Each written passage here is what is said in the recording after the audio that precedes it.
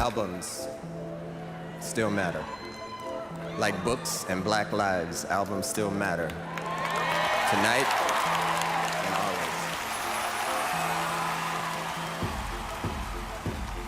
always. Once upon a time, these two had radio shows until they were laid off at no fault of their own. Sure, that's what they all say. It's the Link Up Listening Party with Auggie and Jordan. Hey, welcome to the Link Up Listening Party. It's the podcast where we connect two sonically different albums by the themes and threads they share. I'm Jordan, that's Auggie. Today we are joined by a real one coming up. I'm excited about this, man. Barflaan from Bleacher Report. Barflaan from Bleacher Report. Whenever you get notifications from the app, that's him working. This man has a big future in sports media, and he's got a great, tasteful palette for pop culture and music and TV. This dude's a future star, and I can't believe we got him. This is like getting a future Hall of Famer as they're like getting recruited for colleges. You know what I mean? It's like that. Like Devin Booker when he got recruited by Kentucky, right? It's big Devin Booker vibes coming from Barflaan. So he'll join after the synopsis of our albums this week, Auggie, which are space themed. We're going intergalactic. No Beastie Boys. that would have been cool though. I like Beastie Boys. We'll been a while since I've listened, but no. We're Black Holes and Revelations by Muse, which honestly I didn't know this band existed, and I'm really upset about this whole thing. Like I don't know why nobody told me about Muse, but you said we got to listen to this album, and I did, and I listened to it like 3 more times. It's an amazing album. I'm so happy, Jordan, that you, a friend of mine, after all this time, has put me onto Muse. Hey, man, that's what this podcast is for. It's for music discovery. So Muse, Black Holes and Revelations, that was my album, right? I hope that was my album. That was your album. Okay, I was all like, did we flip-flop? And then you did Astroworld by Travis Scott. I did. You're the 93X guy. 7 to midnight. You know, you're gonna do Muse, and I'm the former hip hop radio dude. So I'm gonna stick with one of my favorite albums of all time. Honestly, it may be too early, but this is Travis Scott's best album. I don't know how he can top Astroworld. Are we counting his mixtapes as albums? No. No. Well, we gotta ask. I'm gonna put that in our notes for Barf because he would have a good stipulation. He's good at coming up with opinions on the spot. So let's give him that one. Yeah, I like it. So I've said this, I think, at least once in previous pods, that this was my favorite time doing the research and doing the required listening for the episode. This was by far my favorite. And I'm glad that we keep stepping the bar up. Yeah, this is a good one, especially with, one of the top 5 modern like pop rappers, right? Travis Scott's in that upper echelon, no pun intended, right? Yeah, for real. And then Muse is one of the most impactful bands of the modern era. We did this thing on the radio station, the 40 albums that made 93X. We were playing albums that shaped the sound of like rock from top to bottom, the entire albums at the top every hour. And Muse's Black Holes and Revelations was on there. And I think it's so well loved and respected because it's so unapologetic in what it is. It's rock, it's prog rock, and there's dance elements, and they don't shy away from the dance. They own it. Because sometimes the drums are kind of corny on the album. Like let's keep it up. You know what I mean? It's just like not corny, but unsophisticated. Like it's 4 on the floor, not really rock drums, but they're playing.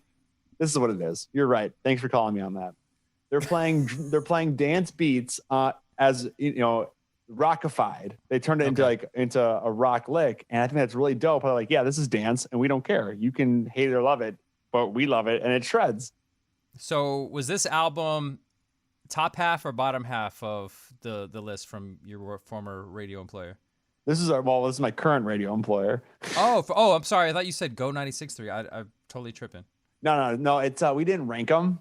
I would put this near the top, especially for the direction of modern rock, where you introduce synths and they got that cool hoodoo, just that one song where it's like the sparse acoustic guitar. It's like all dancey, kind of flamenco a little bit. Oh, it's so good.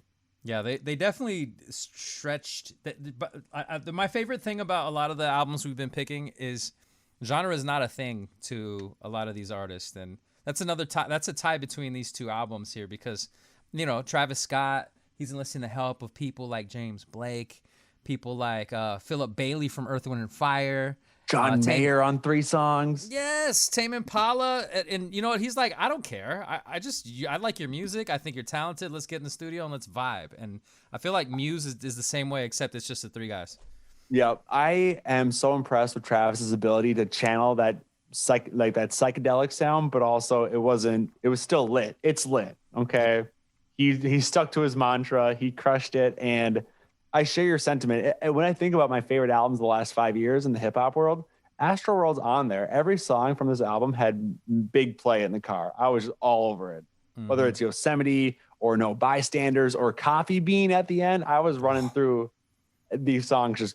It was just an all Astroworld trip. Just a matter of, hey, what song am I listening to 4 times on my way to downtown and back tonight? Dude, it's Astroworld it gets better and better on every listen, which is hard. It's hard for an album to do that, but every time I hear it, I hear something different. I hear something more that I like, and Travis Scott really did it with that.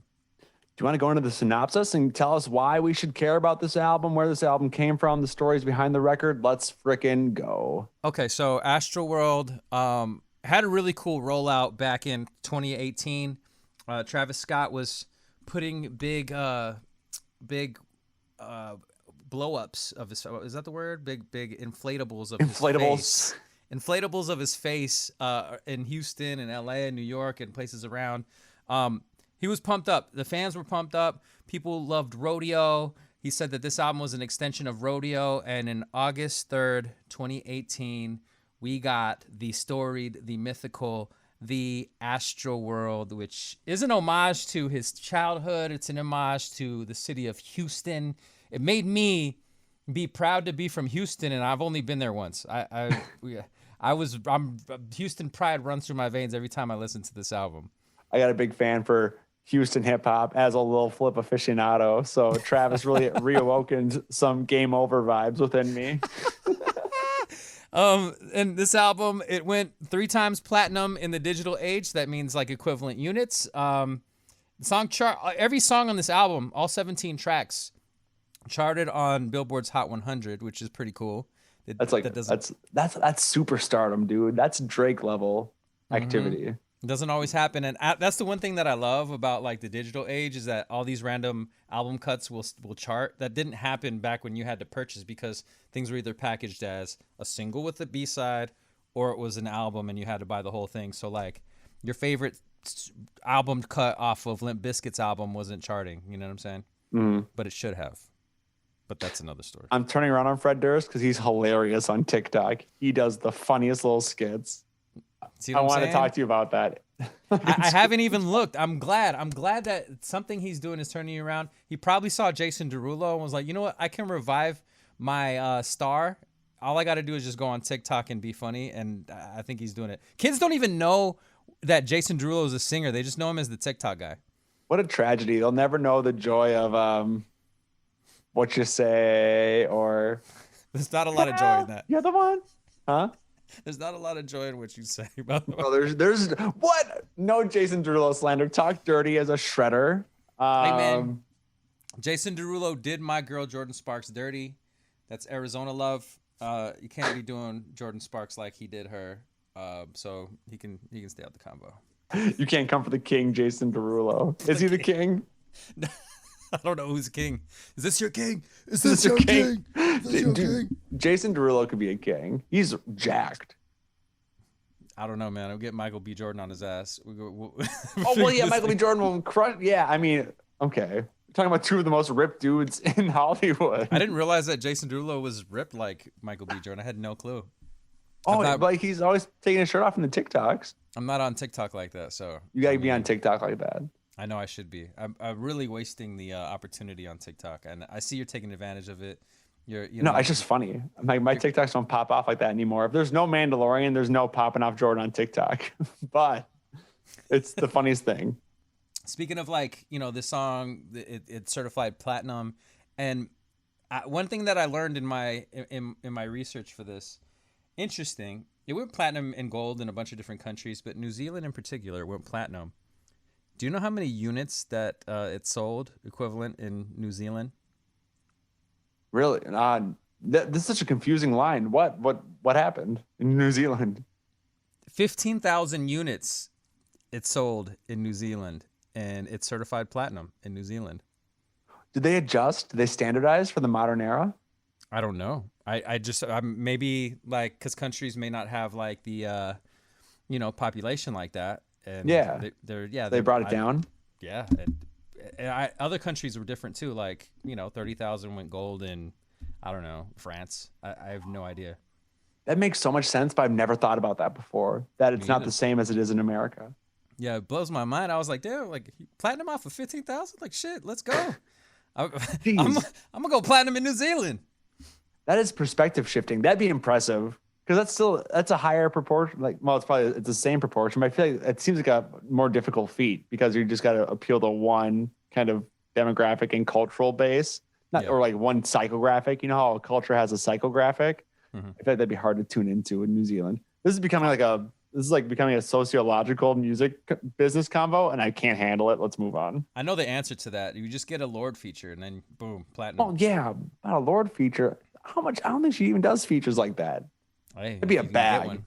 You get that New Zealand bag, and then you can move there, and you could just be a king there. That's my goal. That's what we're doing. You move if you're friends with Lorde, you become king of New Zealand. Is that how it works? Boom. Something or Dutch or a Dutch, not a Duke. A Duke. Duke or Duchess. Duchess was in my because I was Meghan Markle and that whole thing. Like, but yeah, as we proceed. Yeah, fuck the crown. What's going on with that? Yeah, fuck them. I don't know. Yeah. It's strange. All I know is that you shouldn't be mean to people, and you should definitely love your grandson. How about that? It seems easy to do. Okay, moving on. Yeah.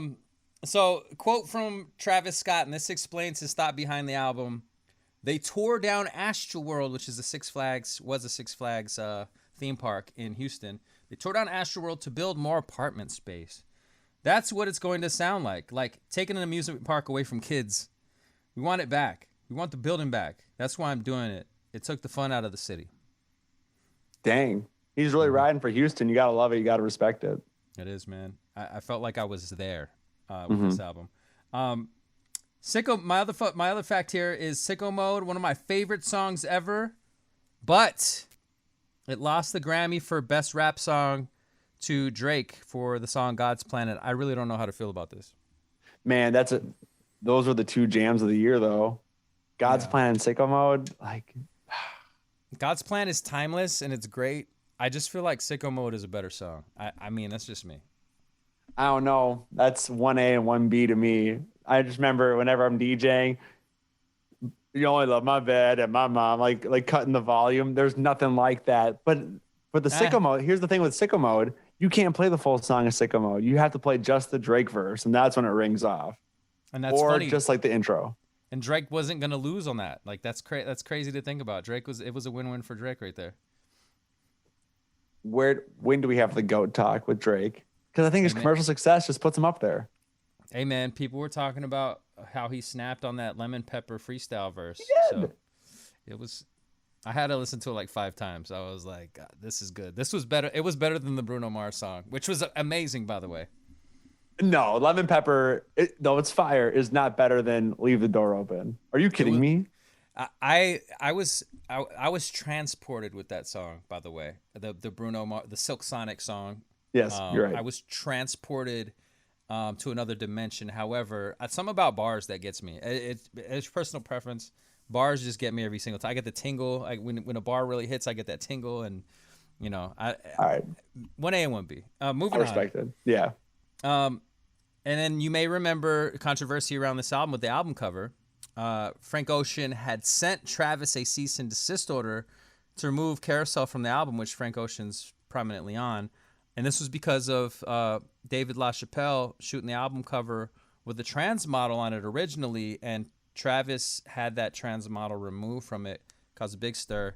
Him and Frank Ocean, they squashed whatever tension might have been happening. But very weird and interesting situation. Yeah, how'd that resolve? Because I remember Travis said, "Oh yeah, like she was too prominent on the cover," right? Yeah, that was his cop out. That's what David LaChapelle said. He was like, yeah, she's outshining everybody, and definite cop out. When you look at that picture before and after, when they remove her from it, It's just off balance. There's no symmetry in it anymore. And she was in the background. It's not like she's outshining everybody. Yeah, I don't know. He probably felt. We'll chalk it up to homophobe. I'm not. Well, I don't want to pin this on him, but it's like deeply ingrained, perhaps. Yeah, like there's a little bit of homophobia there. Like, man, I can't have this dude lady on my album cover showing her butt. Like, you know what I mean? Yeah, it's disappointing. I thought Travis would not care. I kind of got that vibe from him. And nobody would have known. That's the thing. But we're putting words in his mouth, though. Should we take him at his word? I'm not going to put words in his mouth. I'm not going to go full homophobe here. I kind of was. My bad. But I'm going to say that, like, if she had stayed on that album cover, people wouldn't have known. People wouldn't have cared. There might have been, like, the weirdo random people that did some research and found out that she was a trans model and been like, he's got da-da-da. And then people on the internet would have been like, dude, what the fuck? Shut up. Like, who gives a shit? Yeah, I don't know why you would touch it at that point. Because it's truly, it's a non-factor. It's not like she wasn't crushing it, though. The vibes were ideal. Hey, man, it was perfect for her, but it is what it is. Travis got the album cover that he wanted, and David LaChapelle co-signed it and said, she was too bright of a star for the album cover. Kind of a sour way to end an otherwise upbeat conversation about Astroworld. I'm sorry, I had to bring that up just so that we can remind ourselves back to 2018. That was a weird scandal. Take us to maybe a happier time in the world, at least for me, 2006. Yeah, 2006. Black Holes and Revelations is the fourth album by English rock band Muse, released on July 3rd, 2006. The album marks their more active role in their production of their albums going forward. Usually they would just go in with the producer right away. They had 2 weeks initially of them just working with Matt Bellamy, the front man, behind the boards. And that's when they started to become like really experimental with their sound. I love it. I'm glad. And the interesting thing is if you go on Genius and look at like all the credits on there, there's literally like some of them just say Matt Bellamy and the other ones is just, the other two band members. He is the quintessential front man. He's so dope. And there's a sick video. I'll have to tweet it from @TheLinkUpLP where it's Matt Bellamy bringing out Tom Morello and it's just Tom Morello just soloing over a Muse song. And it's so sick. It's everything you want from those two. It's great. I love it. Sonically, the album is an amalgamation of space rock, prog rock, dance, and standard rock. Inspiration for this album came from Depeche Mode, Sly and the Family Stone, and Southern Italy. In classic Muse fashion, the lyrics are political and dystopian with a touch of desired revolution, alien invasions, and even the rare appearance of a love song in Starlight. Starlight is such an anomaly on this album, but I love it. It's good. It's good that it's in the front of the album because if it were anywhere else, it would be like, whoa, like what? Oh, wow.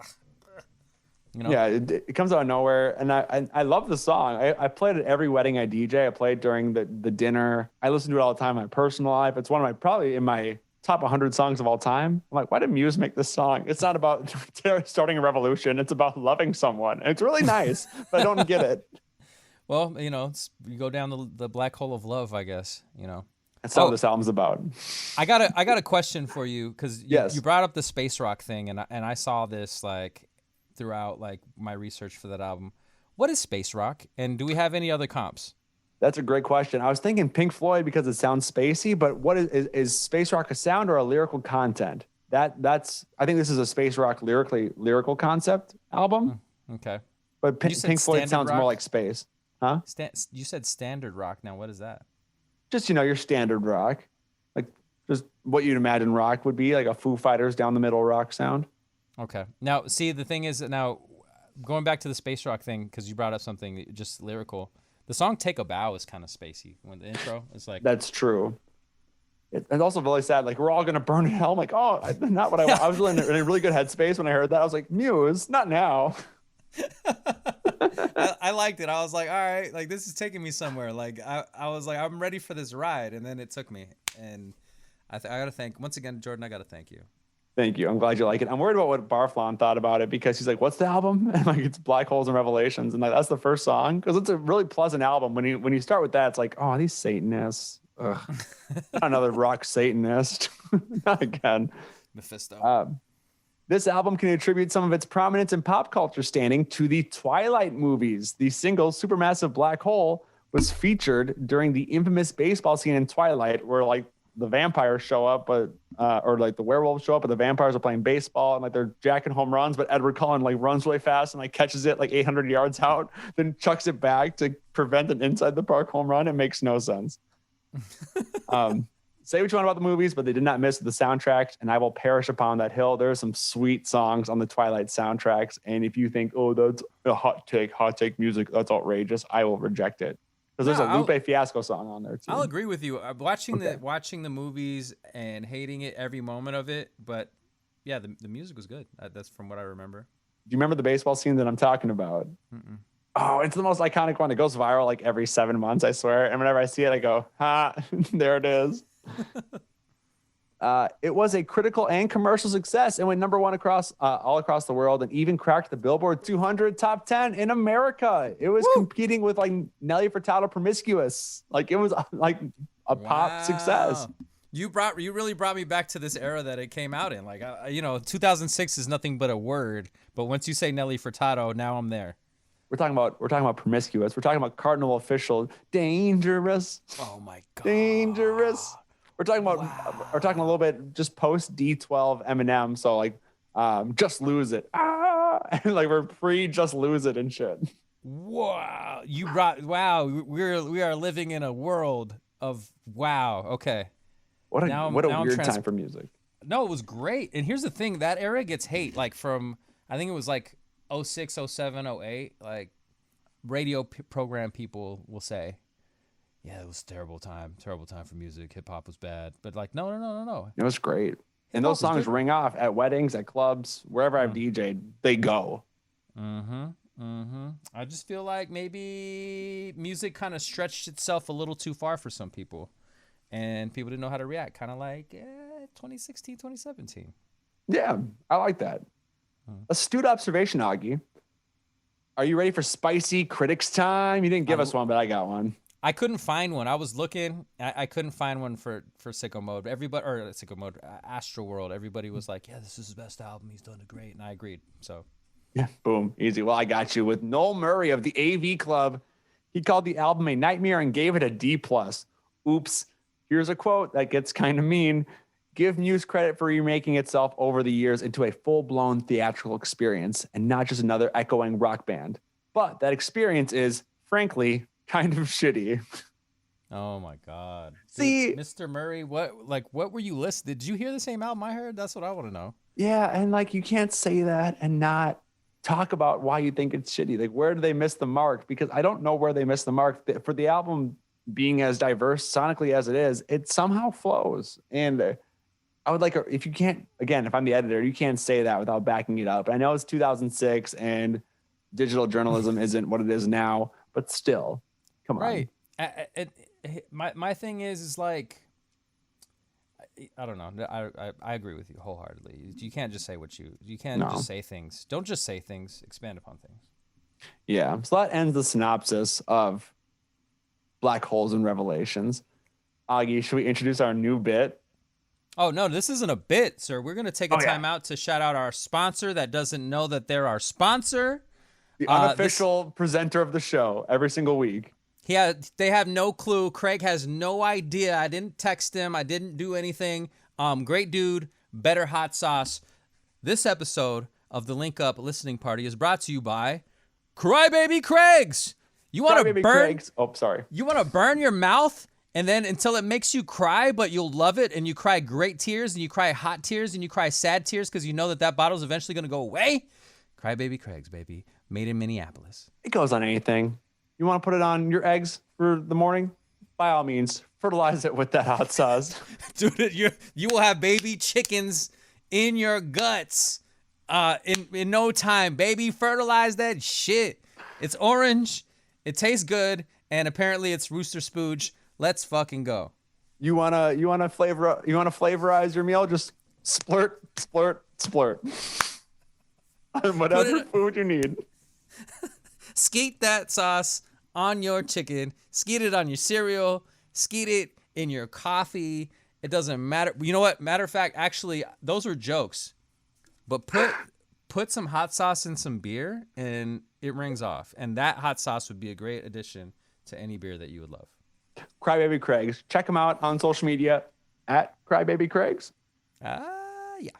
We should check this before we do our unofficial sponsor. We gotta have the links. It's even better this way, man. Skeet. Crybaby Craig's. Skeet. That's wonderful. Barf should be on here in the next 3 minutes. Did you watch WandaVision? I did. What'd you think? Let me tell you my initial thoughts after concluding the last episode of the season or the series, since it's called series finale.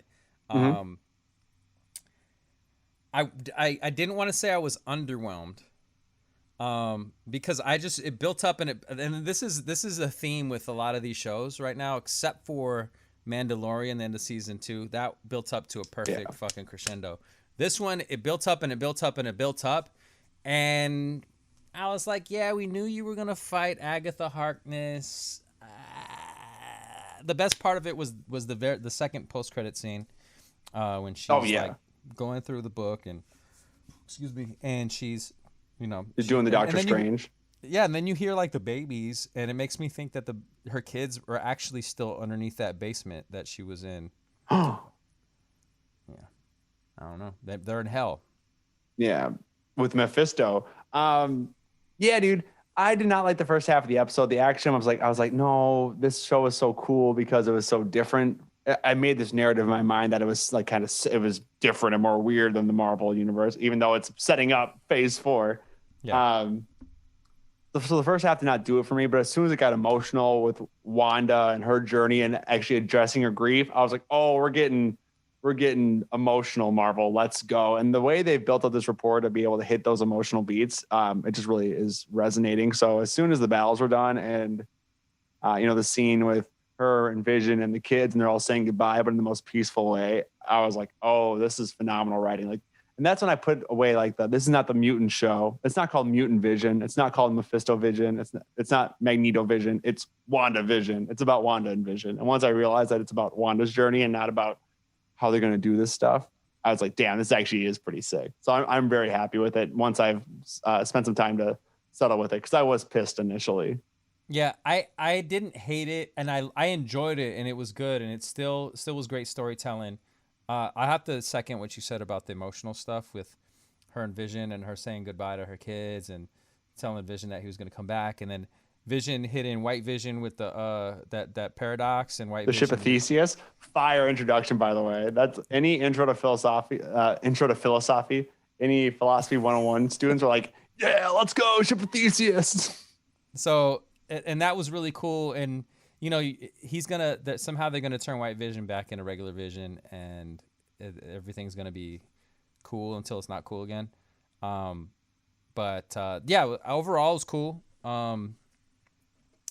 I want to see Doctor Strange and the Multiverse of Madness really bad now, and I can't wait for that to come out. It's gonna be crazy. I got me really stoked for that, and for the eventual Andrew Garfield and Tobey Maguire reveal in Spider-Man. I'm gonna lose my mind because it's all but confirmed that's happening. So let's freaking go. Oh, here we go. He's here. Hey, welcome to the podcast, Barflaan. Let's go. What's up? I can't hear. Can you hear me? Yes, you sound great. Great, perfect. All right, let's do it. Can you hear us though, Barflaan? Yeah. I'm excited. Yeah, let's do it. All right, let's go. So Barflaan, Auggie, Barflaan, my worlds collide, and I am stoked about it. Now we've been. I've known him on Twitter for a while, man. We've been tweeting back and forth for a long time. Yeah, we met. I think we met at one of the shows. One of the one of the shows at First Avenue. It was at First Avenue, right? Yep. I remember that. Barflaan, earlier in the pod, I referred to you as the future of NBA Twitter, a future sports media mogul. How does it feel to know that you are on the precipice of glory, Lady Gaga, Edge of Glory style? Nah, man. Just an honor, man. It's just cool just to be, to be authentically you, and just I think that's it for me. Just doing what I would like to do and doing that the best, I guess as best as I can. But always a pleasure.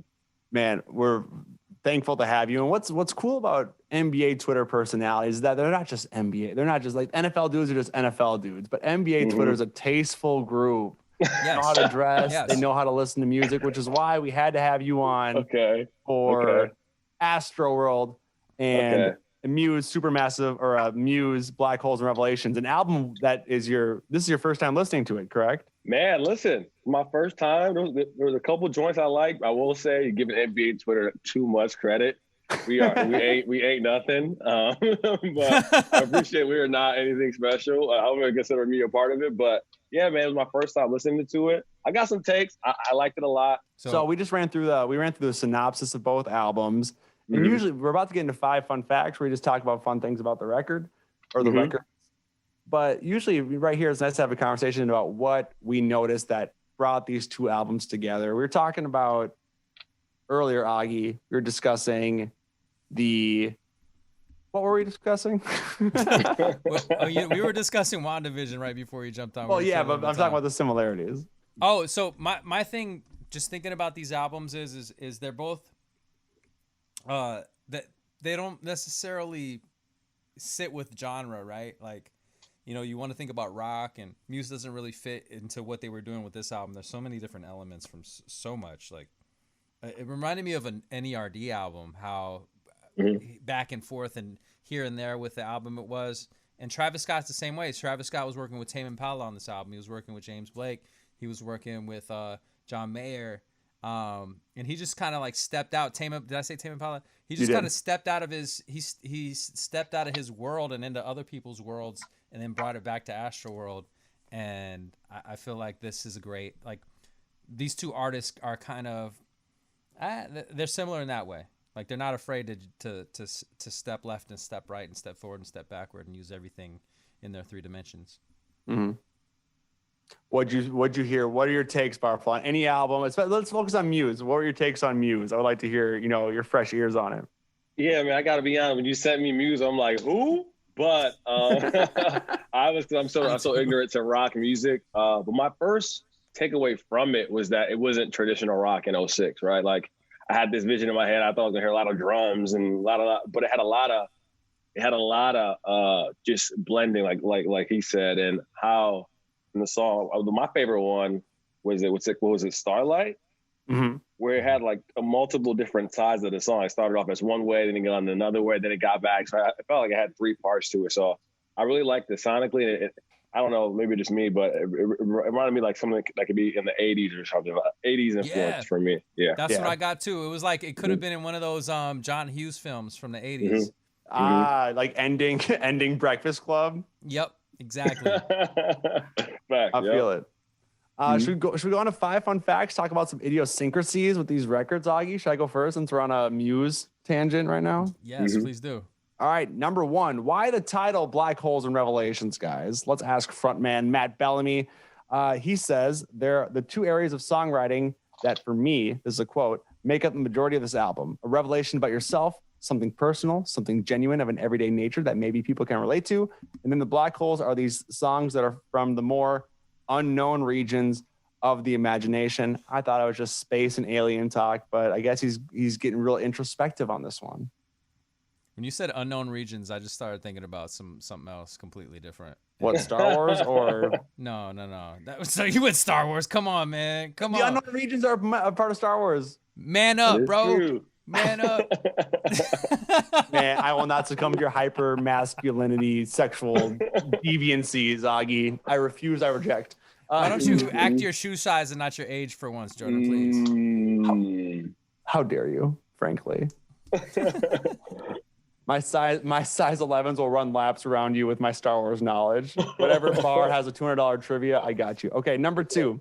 How did Supermassive Black Hole get to the Twilight soundtrack? Great question. Twilight author Stephanie Meyer is a huge Muse fan. The band's manager, Cliff Bernstein, said, quote, "This is fun. This is a nice woman who wants to write these books. She's a fan of ours. Let's get involved." In no way was this thinking about the huge opportunity.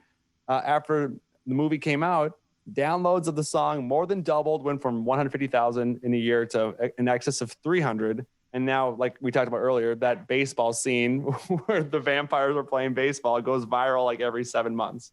So they got their money's worth. They got the pub's worth out of that. Compromise, I guess. Is that a compromise for a rock band like Muse to be in the Twilight movies? Nah. No, I mean, maybe because then their fans will be like, you guys were in this like corny movie. It's a chick flick. It is a compromise, but at the same time, it's a big opportunity. Yeah, but like teen girls like rock too. Yeah, I know. They do. But they're douchey fans that are like, I heard them first and they're mine. And when they get popular and mainstream, they suck now. Like, so it says more about the OG fan or like the OG toxic fan than the new fan or the band even. Yeah. Okay. I'm always confused by that, like the possessiveness that we have over artists. Like, I found them first. It's like, isn't the point of them to get big and like make money and like be successful? I don't know, but right. Yeah, but music is so personal. Maybe that's like we all feel a connection to it, like a weird ownership. It's toxic. Let's not own our artists, guys. Like, why don't we, let's Yeah, for real though. That's weird. How's it any different than a record label telling them what to do? Is fan service the same as a record label dictating the art? Damn, Revelations. That's a black hole in Revelation for you. Shit, we're toxic as fuck. God damn, we're toxic as shit. Oh my God. And it's bad. All right, number 3, Matt Bellamy, their frontman, destroyed 140 guitars on stage during their 2007 tour in support of the album. That's a Guinness World Record. And at first, I'm like, that's so rock star. But I'm like, oh, that's such a massive waste. Is that a waste? They did that just to break the world record. They were like, we're going to do this. Call up Guinness. We're doing it. Nobody breaks a Guinness World Record on accident. On a whim. Yeah, you have to want to do that. Like, also too, like, there are probably some great guitars that other artists would have loved to have. Like, it's good. It's not some like $250 Squire. Like, they're legit, like a couple grand. You know what? That was marketing for Matt Bellamy's Manson guitars. He's got a guitar line. He's probably like bashing his own guitars and been like, "We're bashing Manson's, man." Yeah, but like, what like that makes me mad that like the labor is wasted, kinda. The wood's kind of wasted. This is like, oh, Jordan's gone too woke, caring about the trees and the guitars. Donate it, man. Yeah, that's the end all be all. Okay, number 4. For the same tour, Muse bought each member a jetpack for themselves so they could fly on stage to begin each show. However, safety regulations in the UK made this impossible. This fun fact was revived before their 2019 tour where the hashtag Let Muse Have Jetpacks retrended for a couple days. Muse will get their jetpacks in due time. Dude, come on, man. I love jetpacks. Yeah, you love jetpacks? Do you have any experience with jetpacks? Not at all, but I always thought they're cool. I know Michael Jackson came on. He did one on stage like back in the day, and I thought that was just so dope. But shout out to jetpacks.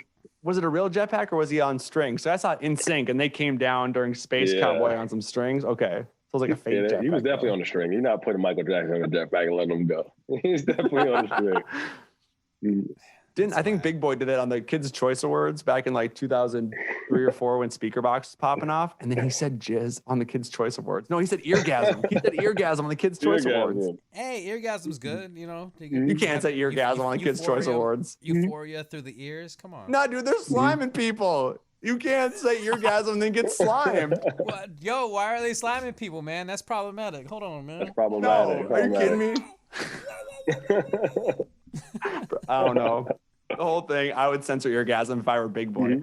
But this is the same man who 2 years later got like caught smuggling like LSD and Viagra onto a cruise. So what a combo! What a combo! Be like that. Be like that sometimes. Okay, number 5, final fun fact.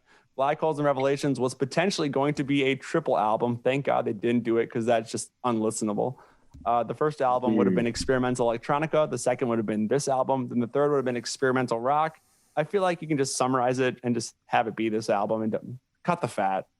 Yeah, I'm never for the long album. I mean, like, give me your best 12 to 15 and let me rock. You know what I mean? I've never really.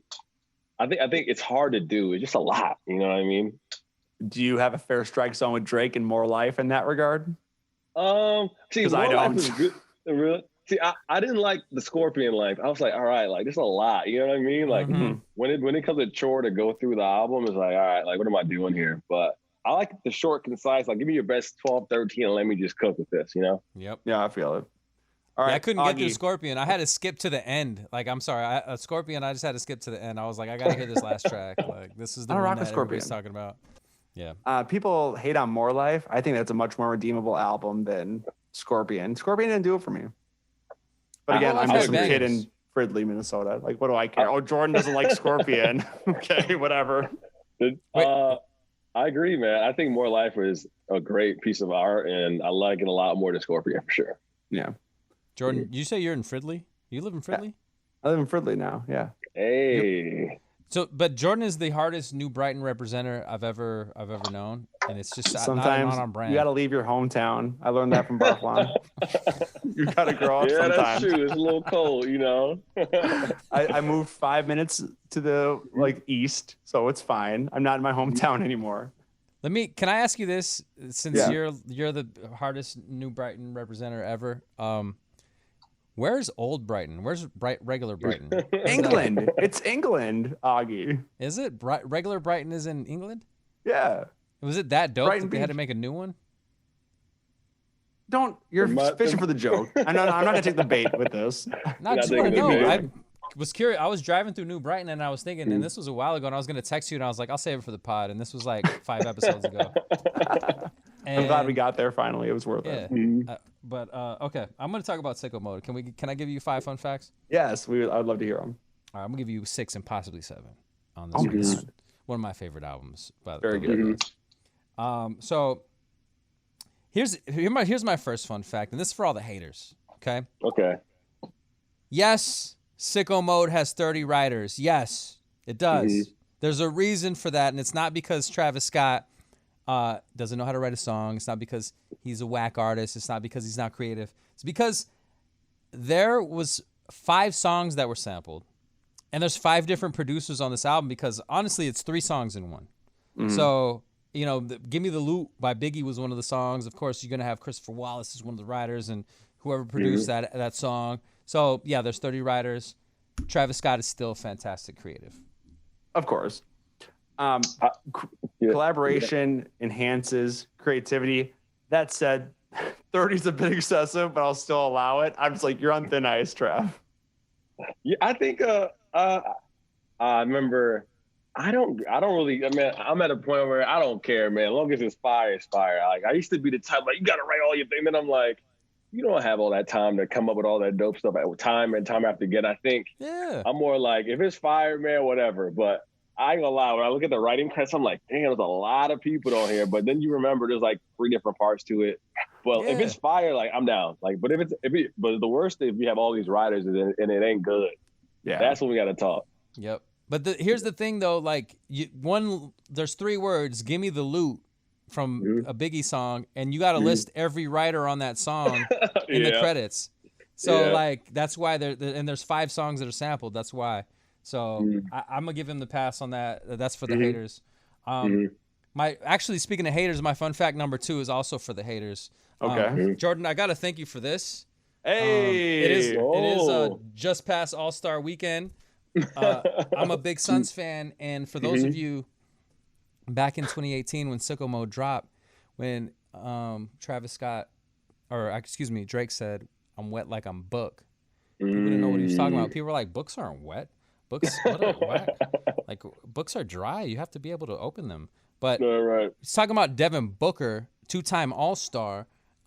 He was early on the Book love. You know what I mean? Book had dropped 70 points in a game already by that point. Now the Phoenix Suns are 2nd seed in the whole NBA, and people are like, "Wait, are the Suns actually good right now? Are the Suns good?" Drake knew this shit 3 years ago. And You talk about Devin Booker, the future Minnesota Timberwolf. Yeah. The past future. He's a former future Timberwolf. I don't think he's going to get here anymore. I don't think I'm he's coming no more, but we working on it. Don't worry. He'll be in Minnesota soon. That shit was so ridiculous. I still have people like tweeting me like, "Hey, we'll trade you Malik Beasley and 2 first-round draft picks for Devin Booker." I'm like, bro, like that's over. Like the era is done, huh? It is kind of over.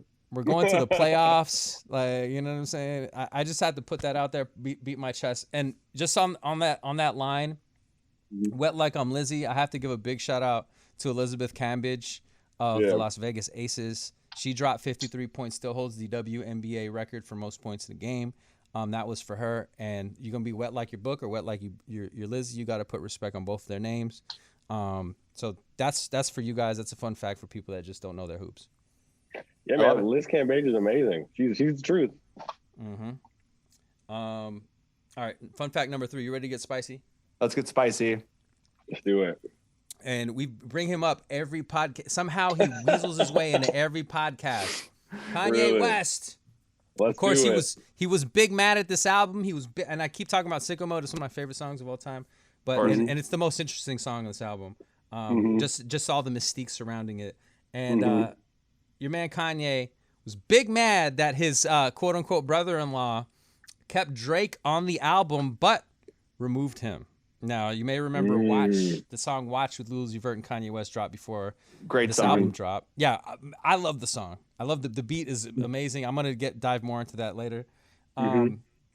Now, here's a Kanye quote. He went on Twitter and did a Twitter rant, and I might have unfollowed Kanye by now at this point. But he said, "It's not about rap, it's about family. We have to be close as a family and never let these people infiltrate just for radio spins." He's talking about Drake. And he claims that Travis Scott had Drake on the album just so that he could get radio spins, which is stupid.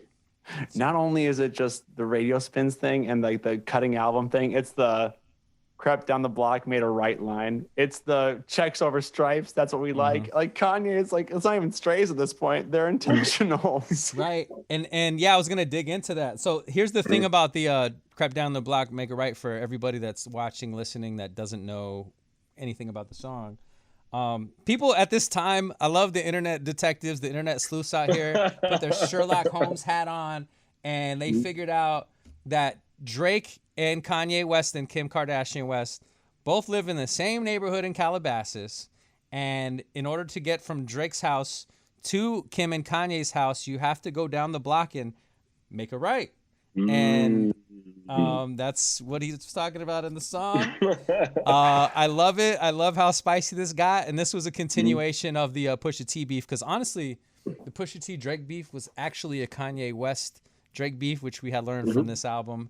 And I love it. And this beef still is not settled yet, and I'm just waiting for it to bubble back up. It's uncomfortable. It's like a burp that's like right here, but it's not out yet. I'm like, oh, something's about to happen.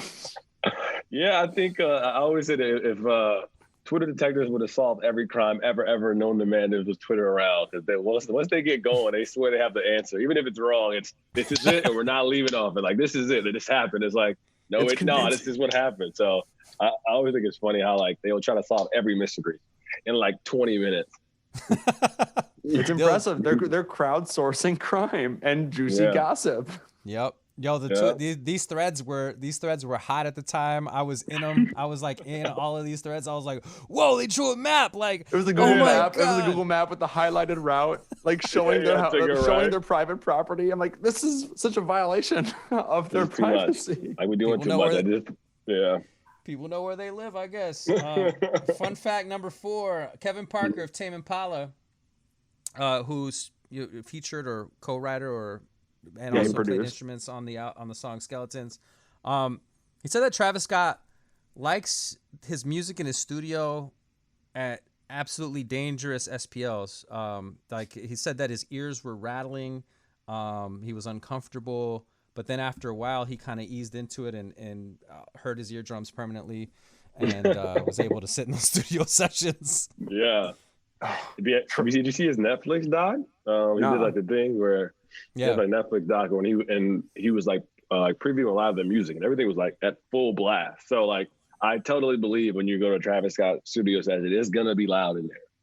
Yo, there's a like T-Pain goes on Twitch and tells stories and shit, and one of his one of my favorite T-Pain stories is when he talks about Travis Scott coming over to the studio and they were gonna like work on a song or something, and you know, they got on the phone and Travis was like, "Hey man, make sure you have a sound system for me when I get there," and so he's like, "All right, cool. Like my sound system's great."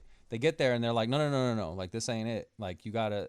So like, he had to go rent like, I don't know, $500,000 worth of speakers and amps and shit and do all this shit. 500,000? It could have been 500,000. Some ridiculous festival number. level. Some ridiculous number. It was a wild number, and I'm probably quoting it wrong. Maybe it wasn't that, but it's a ridiculous number. And so he said that once he got the speakers, Travis Scott and his people got there late and they were smoking in the back and smoking. And T-Pain sitting on his laptop and like playing beats for them, and he's talking and then like he realizes that they're not responding. And he looks behind him and they're like asleep back there. Come on. And then like you know, he's like, well, they're asleep. I'm just gonna come and do my bit. I'm gonna do my thing. And then they left. Then they left and didn't even say bye. And that's my favorite T-Pain story. Which it was terrible situation. Fuck Travis Scott for this. T-Pain's a legend. You can't leave T-Pain out to dry like that. Yeah, that went viral too. So people found there like, oh, Travis Scott so disrespectful. You fell asleep on T-Pain. And like, it's just kind of funny. Like, who falls asleep on T-Pain? Like, it's just kind of like a weird, weird situation. Yeah. Yeah. I don't know. I believe it though. I don't feel like T-Pain will lie to us. Yeah. It seems 100% truthful to me, man. All right. So, fun fact number 5: Travis Scott.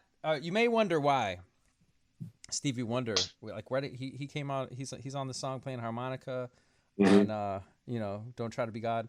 How dare you even get close to slandering? You're doing this again. We're going to slander Stevie on a hip hop song. He's done this before, Barflaan. He doesn't like Stevie Wonder on hip hop songs. No, I don't want to revisit. I don't want to revisit Drake's doing it wrong again, Auggie. How dare you? You're putting words in my mouth. You may wonder why you hear Stevie Wonder harmonica on the song Don't Try to Be God.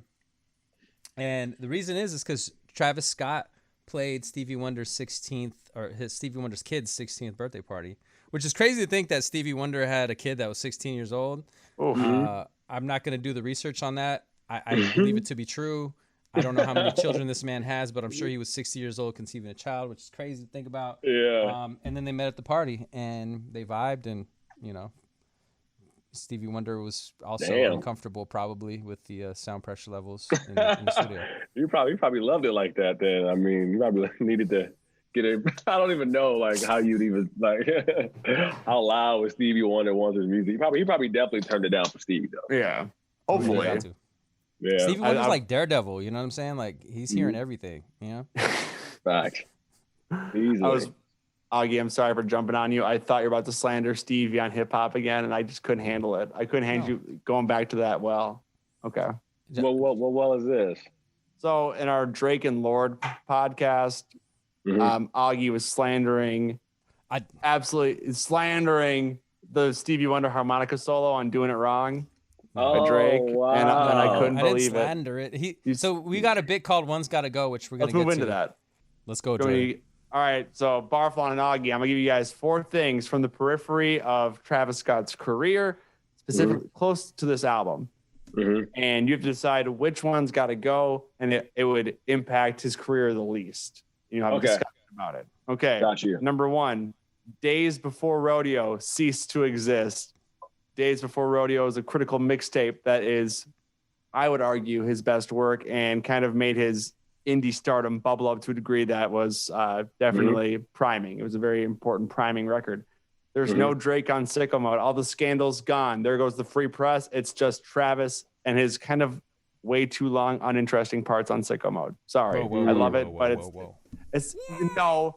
You compared to Drake, Auggie, compared to Drake, Travis's spots don't go like that till the very, very end. Otherwise, it's like a 6-minute song. We can talk about that later.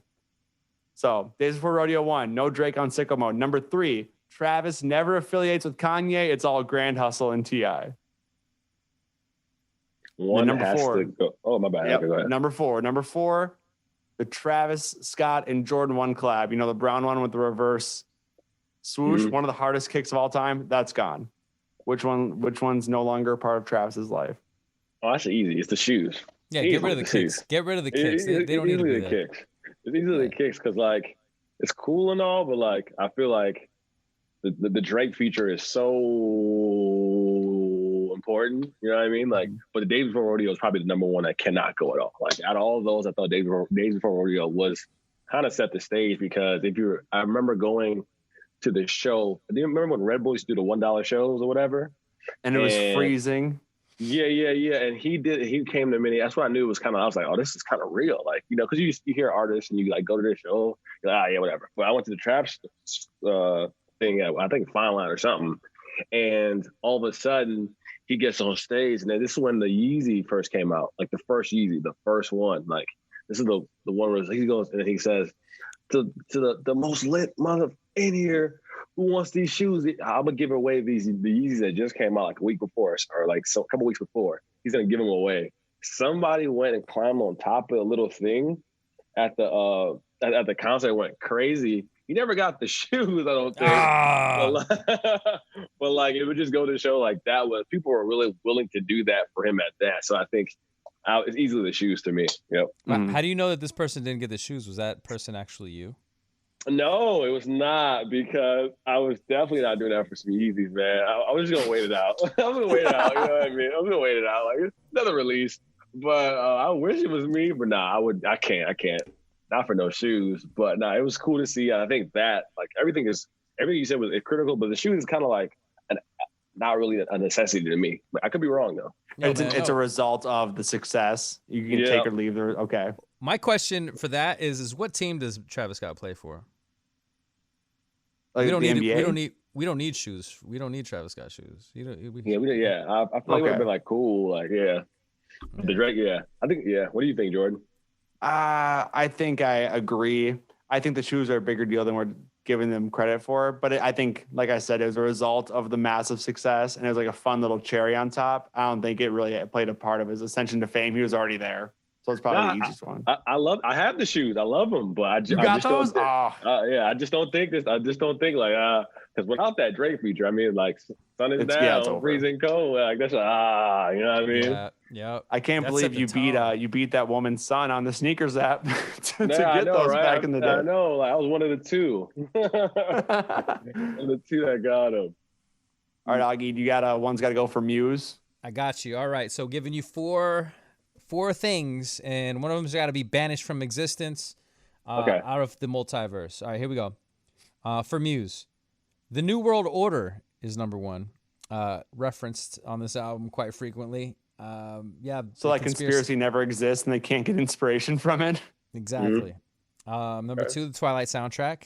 Of course, you mentioned that earlier in the album. It's kind of what set them off, especially in this era. Number three, being from Britain. Now, this is because so many amazing bands are from Britain, and I've been learning, and this podcast grows, we've covered a lot of British bands so far, and they're all fucking top notch. And I feel like if they were from, I don't know, like South Africa or some shit, they wouldn't be. If it was a South African band, that'd be crazy. No, that'd be Nebraska, awesome. It wouldn't hit. Nebraska wouldn't have hit. Yeah, well, it wouldn't hit. It wouldn't hit anywhere. It wouldn't. Yeah, there'd just be. Okay. And then my number four is the beef with Radiohead. The beef with Radiohead can stay. Or no, that one can go. That didn't do much for him. Okay. But I mean, it's interesting. Has to exist, which is a sad thing to say, but it has to exist because they're all about the conspiracy. Britain, I don't know, just the fact that Matt sings like that, but then it's a British dude. I like when British dudes don't sound the way that they sing because they don't have an accent when they sing, but when they talk, it's like, who are you? So that has to stay. I'm gonna go. I'm sorry. You go. I don't want to cut you off, Jordan. No, what was the third one, Auggie? The third one Twilight. Was, Twilight. Oh yeah, Twilight's that's untouchable. Barf, it's all you. I'm gonna go with. You can't take out the Twilight because there's something cool. I always like when people get another like boost, like reinvention into culture, right? Like what was that one song with the pineapple? You know what I mean? Like no, not the pineapple, the cranberry juice. That cranberry juice found from TikTok. Dreams, Fleetwood Mac. Fleetwood Mac came back. Right, yep. Yeah. So I appreciate when like those artists get their flowers in different decks. I think that's the cool part about like timeless music that you can always hit at whatever year. You know what I mean? Mm-hmm. And I think so you can't do that. So it got to be the beef with Radiohead because I kind of just found that out just now. So I'm gonna go beef Radiohead. So other stuff I can hear elements in the song, but like the beef with Radiohead for sure. Yeah, also off the heels of talking about like the Drake and Pusha beef, it's like, okay, we have two smart bands and not really taking barbs at each other, just kind of being passive aggressive. It's not juicy. Like I don't care. There's no hidden child revealed. If there's no hidden child, I don't want it. There's no hidden child. I don't want it. Hold on, man. There's so many dope quality beefs that do not include a child. However, he didn't step it up to the next level. No. And as a product of the 90s and early 2000s, and my young brain that wasn't alive for those beefs primarily.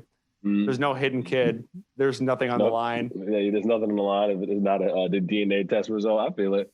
I think, I'm gonna go with the beef for Radiohead for sure. It's like you are the Maury of hip hop, Jordan. Maury Povich. I'm saying, in the case of 2-year-old Adonis, Drake. Poor Drake.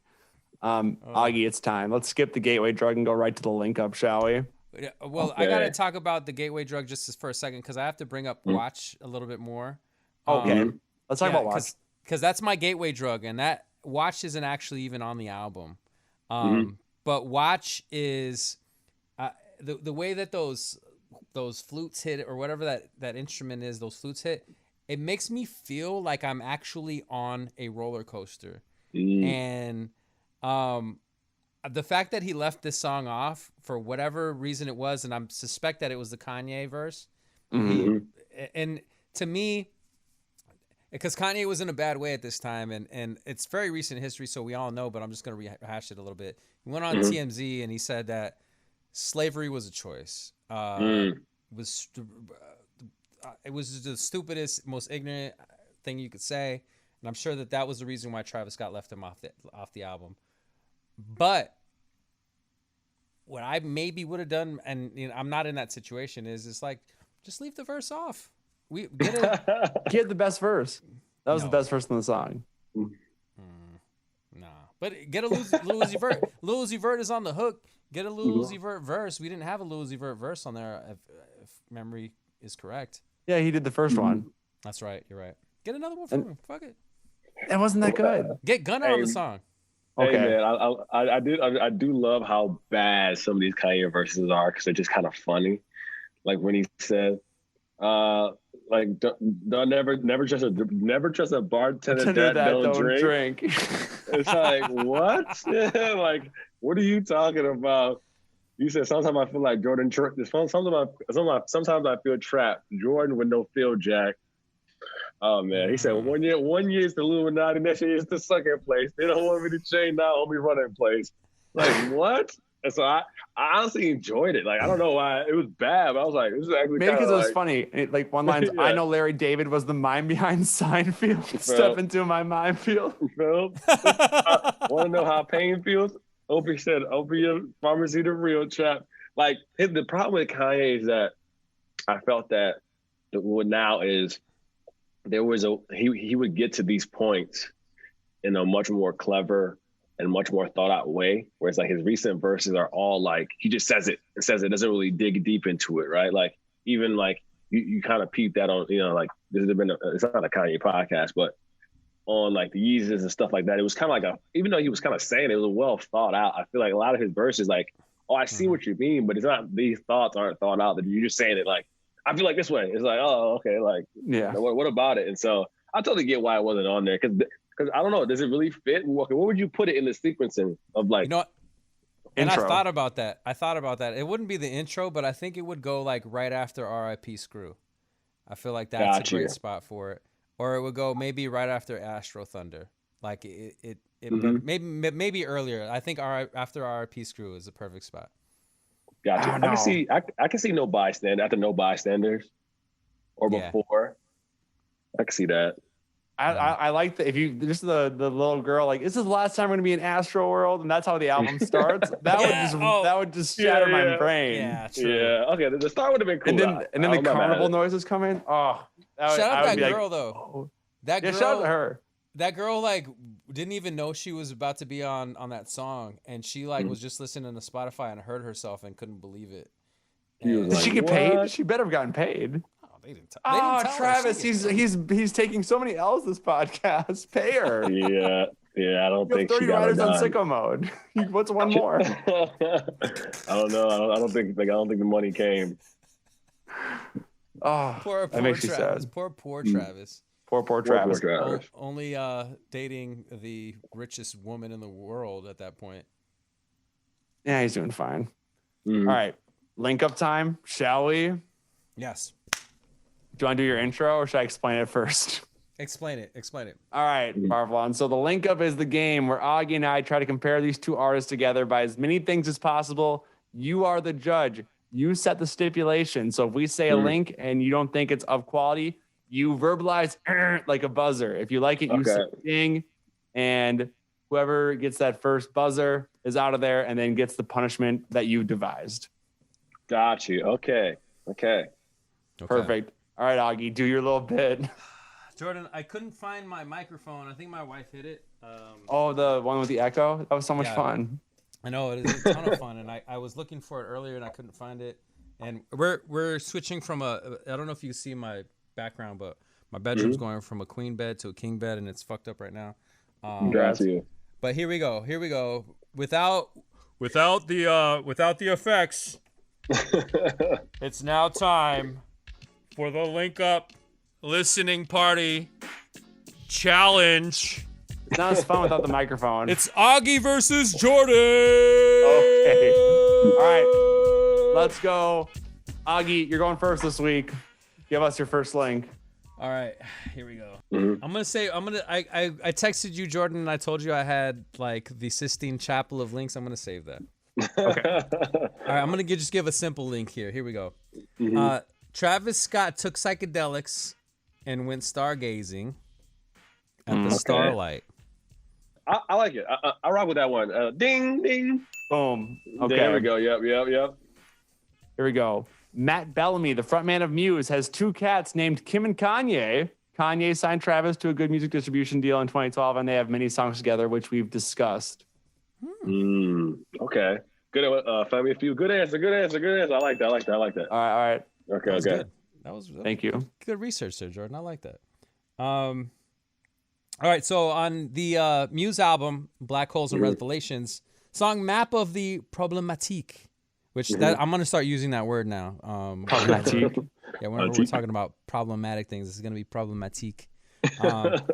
It was inspired by Depeche Mode. That's what they said. They said about that song. Travis Scott headlined Lollapalooza with Depeche Mode before he could go sicko mode.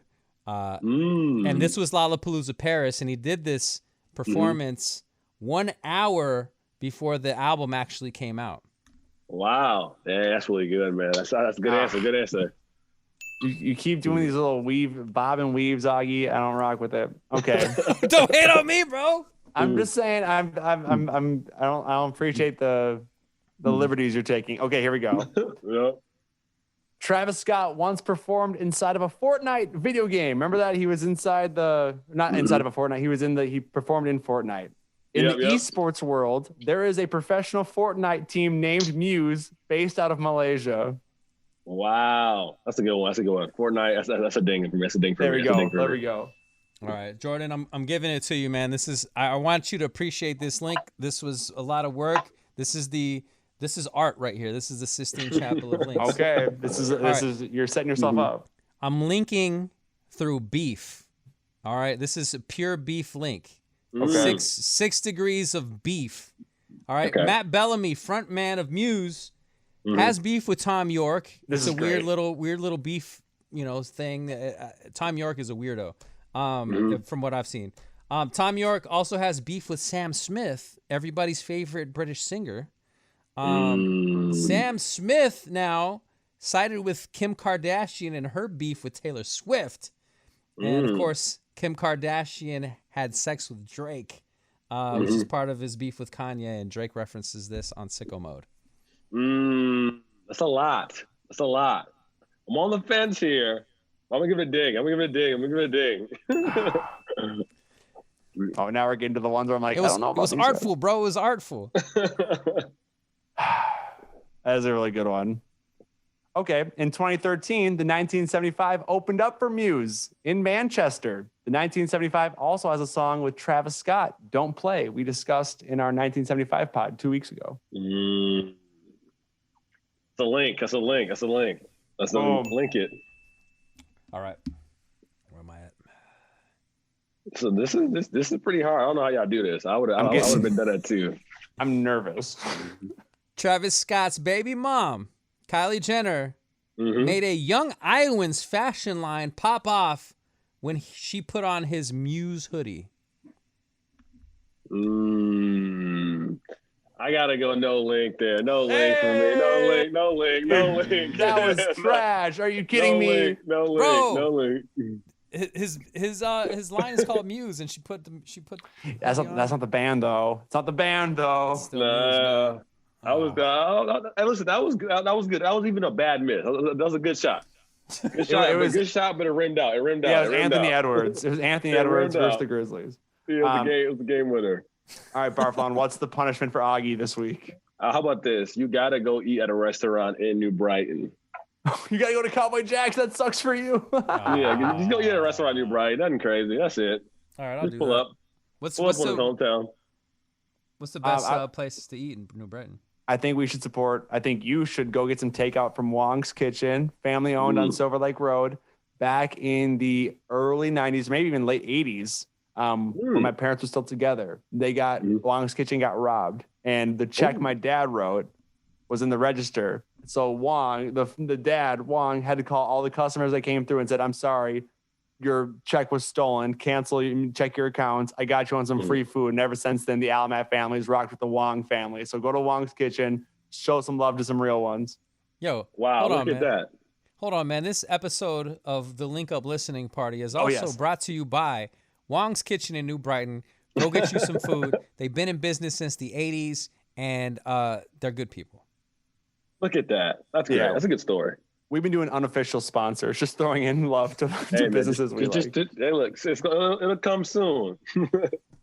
A question I want to float to the room here is this Travis Scott's best album? That seems to be the narrative. However, I have a soft spot for Owl Pharaoh and Days Before Rodeo. Do the mixtapes count, or are we talking only Birds in the Trap, Sing McKnight, and Rodeo and Astroworld? What are we thinking here? This question comes up a lot for me, and it switches. How about this? I think Astroworld, to me, is the best. It's his best album. I think everything came together perfectly. The sonically, like the superstardom, the merch, the shoes, like everything, like all the stars aligned. So I'm gonna say this is his best one.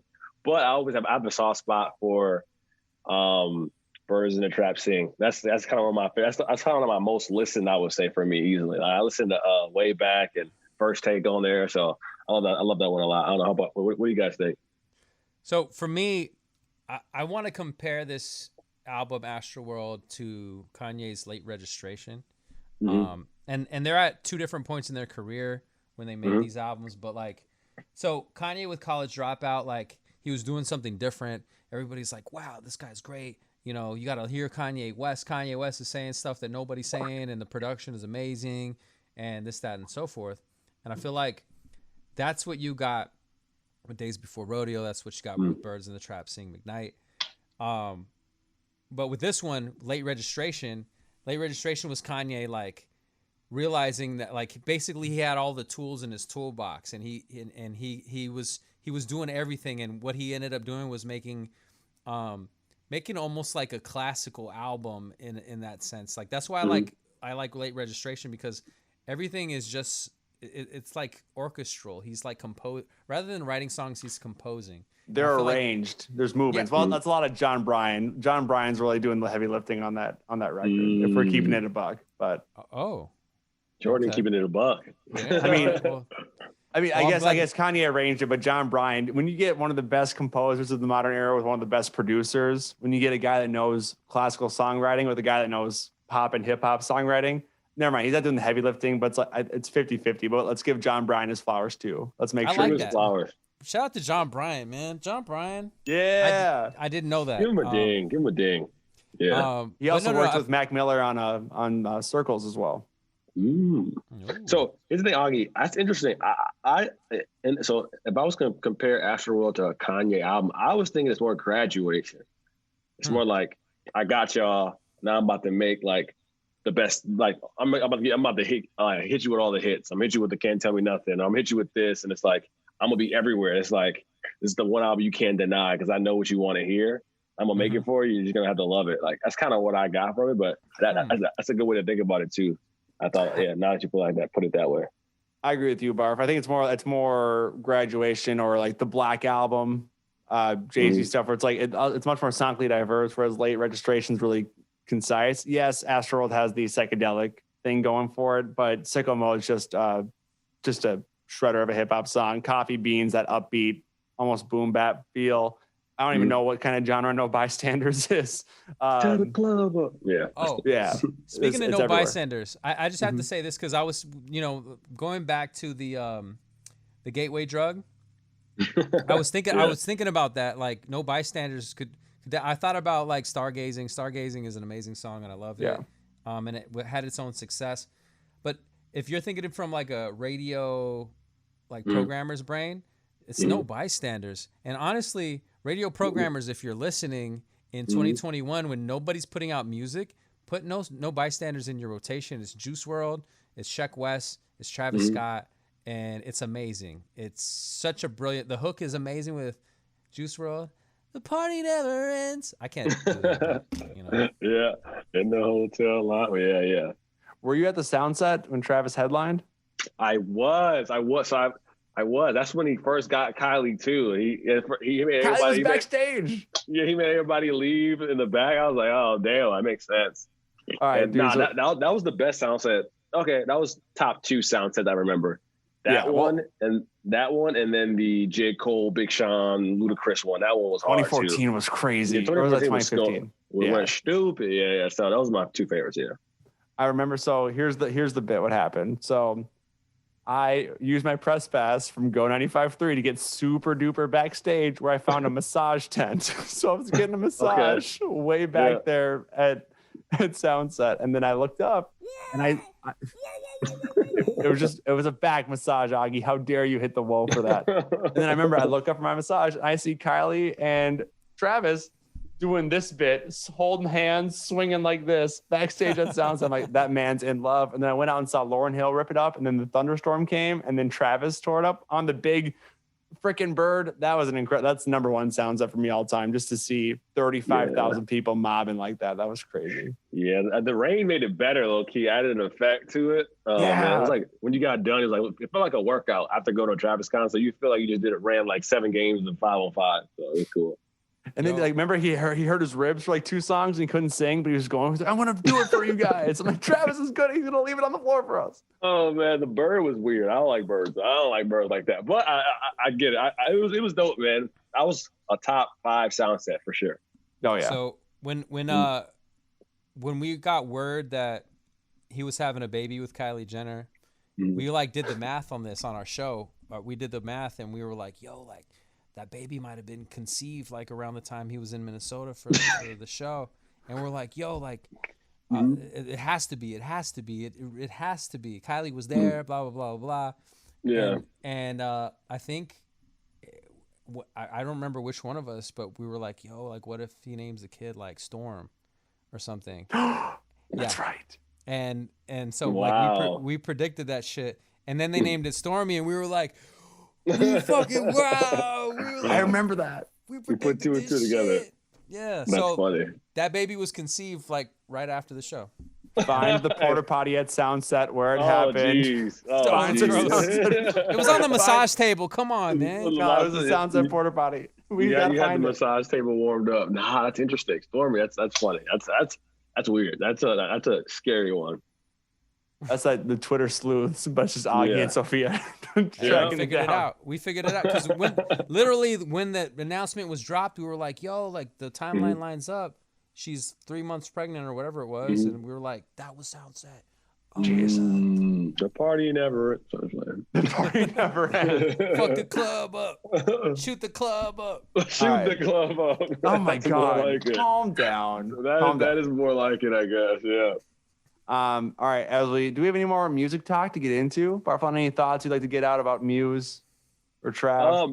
Muse impressed me with Starlight. That shit was hard. Like personally, I was like, okay, cool. But so I'm not really the British brand kind of person, but their sound reminded me a lot of, I don't know if you guys listen to a guy named King Cruel. Ever heard of him? Yep. He's like a band. He's pretty good. He's like a newer guy now, but like it kind of reminded me of like the sounds that they use, and it really reminded me of like an episode of Stranger Things. Like I was like, oh shoot, like I feel like I can see 11 right now. But man, I think Astroworld, man, it was just perfect. Like I think sonically it was a perfect album. I think like I had no complaints with it. The only song I would take out maybe is Who and What. But other than that, like I loved it. I thought it's probably one of my favorite rap albums. It's been my favorite rap album since 2019. for sure. Yeah, for me.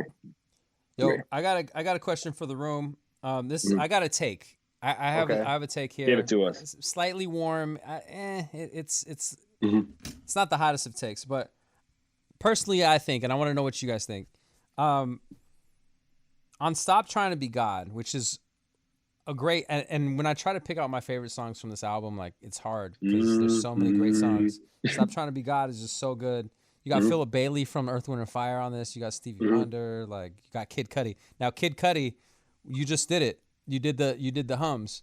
Yeah. These were the best use of Kid Cudi hums I've ever heard in my life. Do you agree? Do you disagree? Discuss. Did he hum on "Father Stretch My Hands"? That's something I got to think about. That's a tough one. Did he hum on it? Did he hum? I don't know. No. No, maybe.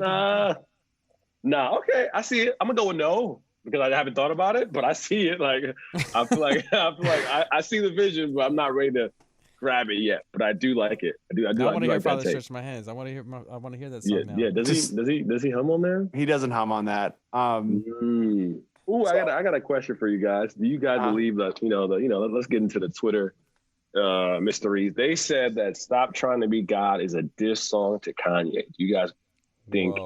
I super buy it. Do you guys buy it a little bit when the line? I can see it when he says like, "Stop trying to be God Almighty after money never leave your people behind." That kind of. So I lean on that. "Stop Trying to Be God" is a low key diss song to Ye. Personally, I thought that it was him talking to himself and not trying to be a control freak, especially with his relationship, especially since Kylie was in the video. I see it.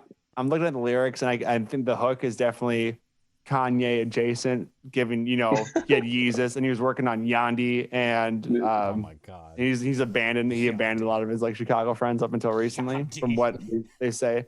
Yandi, the leak is fire. I wish we would have gotten it formally. It's a classic album to me. It's a classic leak. You think Yandi's a classic leak? Classic leak. I'm more of a TurboGrafx 16 guy, but we can do that. We can do that on the next spot. Yeah, I think I agree with Auggie. However, I do like the spice and are Kanye leaks better than are Kanye leaks considered mixtapes? Like, what are we doing? Like, what are we? No, because a lot of Kanye leaks are reference tracks where he's just humming and they're bad. Like, not enough time in one lifetime. Like, have you heard that one? And like, that one leak, it's terrible. Yeah, he does the thing where he does the play, like he does the before he raps, he hums the flow like, and it's like, oh, okay, I see what he's doing. Syllable. It's all syllabic. No, yeah. Who's leaking this? Is it Kanye or is it Casey Pluto? Like, I need to know. Somebody. Was Casey Pluto leaking out? Is that who it was? No. I'm sorry, Casey. I don't want to like soil your name, but Casey was out there in Wyoming with him. Like, that's right. Recently. That'd be awesome. Like, go Casey. The glow up is super real. Oh, one more thing about Astroworld, man. Shout out to Don Toliver for killing Can't Say, man. Jesus. This is was Astroworld the first exposure to the world for Don Toliver? I think that was his biggest like moment when he said, "You can't say," and he went dumb. He floated on there. I was like, yeah, who's this? He gave us a lot. He gave us Juice WRLD. Like, how many of us had heard of Juice WRLD before this? Because I didn't. He had Lucid Dreams going at that time. Did he really? Lucid Dreams was around for a while. It was an internet thing before it transitioned. You're right. But I want to go back to Don Toliver for a second. Auggie, you and I talked about this. I think Don Toliver's success and what draws us to him is that he's got the 90s singing inflection. Like, he sings like Mark Morrison, Return of the Mac type style. Like, it's really like in this part of his mouth. And people don't really sing like that anymore. And it's so nostalgic, but he puts it over modern production. And it's so magnetic. I rock with Don Toliver heavy. Call me dumb. I didn't know Juice WRLD was on his album until just now. No bystanders. The party never ends. Yeah, I didn't know that. I'm tripping. No, but Don Toliver. It's funny that Bonix said this, and I can't unhear it. He said Don Toliver sings like a medieval. What did he say? Like a medieval fucking.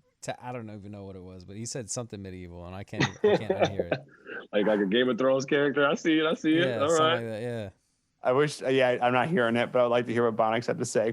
But I don't want it to ruin Don Toliver for me because like no, it's good though. 1950 It might add to Okay. Don Toliver for you. It might make you listen more. It might strain more. with fresh ears. I just want to thank you, Jordan, for putting me on to Muse. Barflaan, I didn't really like. I never, just like you, I never heard of Muse, and I'm really upset because my wife, my wife's black. She knows all the white people music, like ever. If there's a country song on or there's like a rock song, she knows all the words. So mysteriously, I don't know how, she does. And I never knew of Muse. And when Jordan was like, this song with this album, Black Holes and Revelations, I put it on and I loved it. And then wanted to listen to it with my wife in the car. And I was like, do you know Muse? And she's like, yeah, I love their song Starlight. And I was like, what the fuck? Like, you never told me about this shit. And so she was hiding the links. She was hiding it. And also, I also have to add to this. So shout out to my wife. Cause she likes hip hop, but she doesn't, it's not really like her go-to. If we're on a drive and she wants to put on something that she knows I'm going to like, that she enjoys too, she puts on Astroworld. Hey. And it's always a good time. So like, this album appeals to everybody, I'll say. In fact. So I'll ask you guys one last question. Yep. I guess do you think that Astroworld is a classic album? Let's do it. Do you think it's a classic album? It's trending that way. It's trending that way. I don't like to have that conversation inside of 5 years from release because it's still too new. I don't like to overreact with the C word. But Got you. we won't really know until 5 years, and I can't make that call until 10 years. So I have a rule. I say, okay, it's either you know right away or you know in like 5 to 10 years. And I thought like my first time with them, like, this is a classic. I felt the same way. Obviously, this is a way better album, right? But I felt the same way like when I heard Good Kid, Mad City in the library at Walter Library at the University of Minnesota. I was like, damn, he really got one. And like after I got through Astroworld, I was like, damn, he really got one. So I think I can confidently say in 2021, Astroworld is a classic album. What do you think, Auggie? I think so too. And here's the thing. So I remember growing up, the Bible, the hip hop Bible was the source. Yeah. And they would put out and they would, they would write and review albums, and they would their use their medium that they would use was microphones. And so like I never remember seeing an album that got like less than 2.5 mics. Because they didn't really want to put like the trash albums on. Like they didn't want to waste the space. But 5 mics was the most you can get, and 5 mics was an instant classic. And there are certain albums that got 5 mics, like Nas's Illmatic got 5 mics. They ended up giving in like retroactively giving albums 5 mics, like Jay-Z's Reasonable Doubt got a retroactive 5 mic. I don't like retroactive reviews. If you gave Reasonable Doubt 2.25 mics or whatever, you have to hold that out. You can't be like, oh no, we actually think it's a 5 now. No, you thought it was a 2. You're right. So and I agree with you.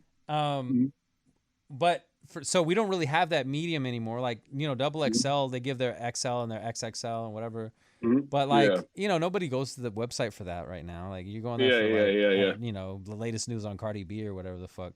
Yeah. Because it's up. Because it's on display. Yeah. Go ahead. Up is hard, by the way. I rock with Up. But if they're giving, like, if they were able to give albums instant classics, I feel like we can too. Especially being, more or less like, music influencers, like definitely. Yeah. And in this era, in this span of 2 years, 1 or 2 years, I heard Damn by Kendrick Lamar. Classic. Astroworld by Travis Scott. And these 2 albums were instant classics to me. Even the Black Panther soundtrack was, I don't want to go as far as classic, but it was like 4.5 mics. It was fire. It was fire. It was way fire. And so like that little stretch, I feel like we were blessed in that. I feel like 2017, 2018, I feel like we're going to look back in 10 years and be like, wow, like this was one of the golden eras of hip hop. And so I'm not afraid to say it. I'm Astroworld classic. I'm not afraid. I'm just saying that I don't want to be, I feel as though we're getting a little bit too liberal and we're getting very free with classic. We're calling things classic right out the gate. I'm not ready to go there. we should let's let these things, you know, Let 'em meticulate a sit. little bit. Yeah, let's let it simmer a little bit. There's nothing wrong in being patient. I recognize that this is looking real good. It's looking real promising for Trav, but I'm not going to call it yet because now let we it can't. cook. I've listened to this album over and over and over again. It's Yeah. cooked a lot. I let it sit. I gotta look at my own hypocrisy because I said "Damn" was a classic. I think Kendrick is 4 classics. I think he's 5. I think Untitled and Mastered's classic in its legacy. I think Kendrick's dropped nothing but classics. Is that too crazy? Yeah. I don't know about don't miss. Untitled, but I'm with you on the rest. Let's wrap it up here. Barflaan, where can we find you if we want to support your media career? How do we support Oh you? man, don't support me, support yourself. But I would say, I'm on Twitter just type in Barflaan. I'm the only one there, but my Twitter name is @thebartender. But man, it was real cool to come kick it with you guys and talk about music randomly and listen to somebody I've never heard before. So I was like, I was a little skeptical on the first track, but I'm not gonna lie, he got me with Starlight. So I loved it, man. I appreciate it. Man, thank you for coming on. We said that earlier. Like, yeah, the first song's like, "Let's go to hell." I'm like, oh, poor B. Like, he's a tough ask initially. That locked me in. Right, I must be weird. That song locked me in. I was like, oh, we're going on a ride. Let's go to hell. Nah. Yes. It's a little too bold for me. And I was like, oh, I should have warned him. I was like, man, all right. I was like, okay. But I thoroughly enjoyed it and this whole experience, just talking it through. Always. Thank you, Barflaan. I really appreciate you coming on. Follow him. If you don't follow him, we're gonna block you from the Link Up Listening Party Twitter and from our RSS feed, and you'll never listen to the podcast ever again, frankly. So go show some love to our guy. Also, shout out to our we are sponsors. at the Link Up LP. Oh yeah, shout out to our sponsors, Crybaby Craig and Wonk's Kitchen. There we go. I'll make you cry. They have not paid us. They have not paid us. It's okay. We're not asking for payment. Shout out to them. And we are at the Link Up LP. Please follow us and also tell your friends. If we don't grow, we're going to stop doing it. So you gotta spread the gospel. I'm Jordan. That's Auggie. Love you. Have a great week.